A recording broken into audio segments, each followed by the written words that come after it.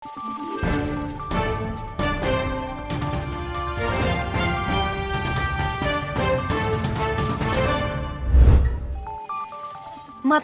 na ngiti mula sa mga mag-aaral ang sumalubong sa mga kawani ng OVP Southern Mindanao Satellite Office sa kanilang pagbisita sa Datal Batong Integrated School. Ang paaralan ay isa sa mga last mile schools sa probinsya ng Sarangani. Ipinaabot naman ng punong guro na si Christian Espiritu ang kanyang pasasalamat at kasiyahan sa pagbabago campaign ng OVP. Saksi kasi umano siya sa pagsisikap ng mga learners na ipagpatuloy ang kanilang pag-aaral sa kabila ng mga hamon tulad ng kakulangan sa school supplies.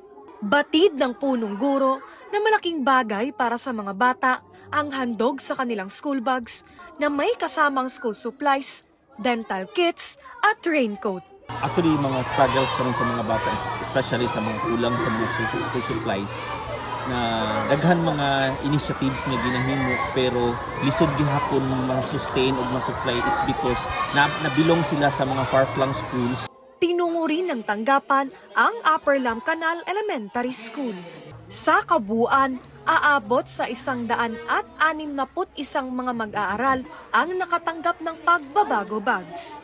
Ang kwento ng kabataang Pilipino ay dahilan sa likod ng patuloy na pag-arangkada ng pagbabago, a Million Learners Campaign ng OVP. Sa ngayon, patuloy ang pagsisikap ng 10 satellite offices na maparating ang programa, serbisyo at inisyatiba ng OVP kahit sa mga kasulok-sulokang bahagi ng bansa. Ako po, si Jera Gomez, lahat para sa Diyos, bayan at pamilyang Pilipino. Valiente News.